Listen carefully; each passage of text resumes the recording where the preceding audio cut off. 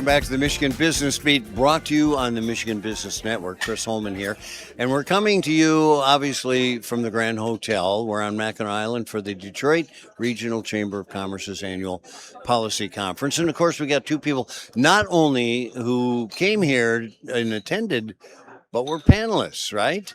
All right, so we have Ryan Hundt, who's the head of the Michigan Works Association.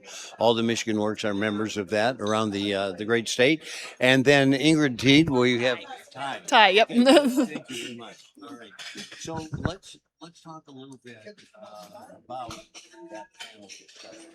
So with Michigan Manufacturing Technology Center, so we work with small and medium-sized manufacturers across the state. We do technical training and consulting, and so we help our constituency, our clients, with operational efficiency, quality standards, technology adoption, leadership skills. And so we talked about on our panel AI, and so our group is really focused on the integration of AI as a tool in all of those areas I just mentioned. So how do you use AI on your plant floor? So we talked a little about how business owners are now and plant managers are trying to understand how to use AI. How does that work in predictive maintenance and in vision management systems, in standard work and things like that. So really good conversation about how it's a tool and we need to lean in and start using it immediately. Yeah, no, you're absolutely right. And AI is still something that we're all learning, and this is the stage where the devastating mistakes can happen, right? Absolutely. From our perspective, so as you probably know, Chris, we did a report with Lightcast that we featured at our AI at Work Summit down in Detroit at the end of April.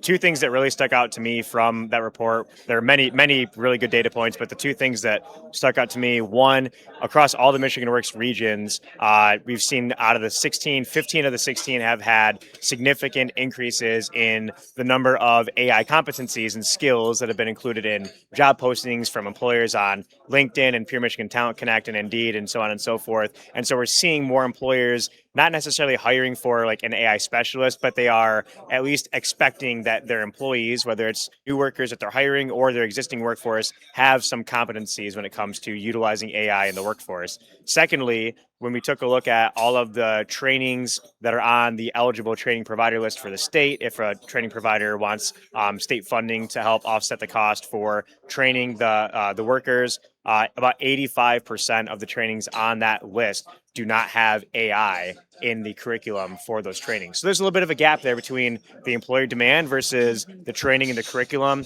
And so we have to play a little bit of catch up in Michigan. Fortunately, it's not just a Michigan problem. We think it's a national issue that we're seeing across the workforce system. Now, our Michigan Works agencies are prepared as the frontline responders to those emerging issues in workforce to help understand what are some of those competencies and those skill sets that employers are hiring for, and then how can we work with the training providers like MMTC and others around the state to make sure that when we're putting people into trainings, it's in demand, it's leading to high wage, high growth careers for those individuals, and AI is one of those tools that I think is here to stay for our workforce. So how can we help individuals adopt? You know, it's kind of interesting because I look on AI as I looked on cybersecurity. There are people learning not enough about it, not fast enough, and there's real consequences with that. You know what I mean?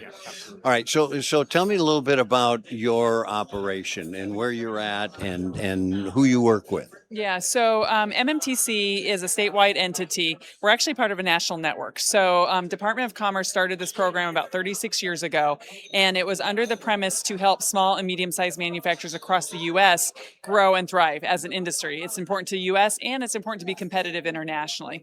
So every state has one of us with the goal of working again with that small and medium-sized company because we need to help them become more profitable. We need to help those grow. And it really makes a big difference in communities, especially in some of our rural areas. Sometimes the manufacturing facility there is the major employer. And if a company does not do well and they go out of business, it could decimate a community, really. I mean, we saw it with the bigs, with GM, Flint and some of those. But on the small side, too, it could be really harmful to some communities if they go out of business. So we are very focused on helping those folks in all those different areas. So, Ryan, this is right in your backyard, too. I mean, that's what you do.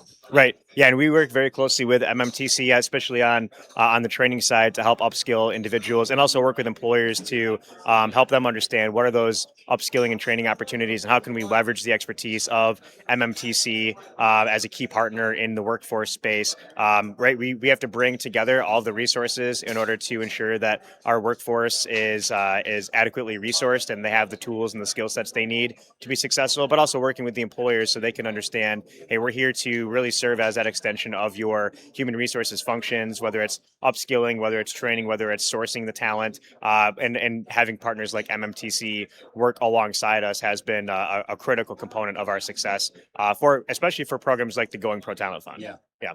So MMTC, how do you get the people involved? Do the employers bring them to you? Yeah, so we work with primarily incumbent companies. We have a number of ways that we get to those companies. So we have a business development team across the entire state. We work very closely with Michigan Works and other economic development organizations at the regional and the local level. We work with manufacturing associations. So through referrals, through partner and community organizations and events, we get the word out. And we come in and work with them. And often it starts with a no-cost walkthrough and assessment, provide them a roadmap, and then hopefully we have a partnership and a relationship to help them out. Well, we can get them back being productive, right? That's what we all want. Okay, Ryan, Ingrid, thanks so much for joining us. We appreciate it. And the good work you do. It really helps. All right. You've been watching the Michigan Business Beat on the Michigan Business Network. I'm Chris Holman, coming to you from the Grand Hotel on Mackinac Island. And we are in attendance here with all the personalities and the movers and shakers at the Detroit Regional Chamber of Commerce's annual policy conference. We'll be back with more.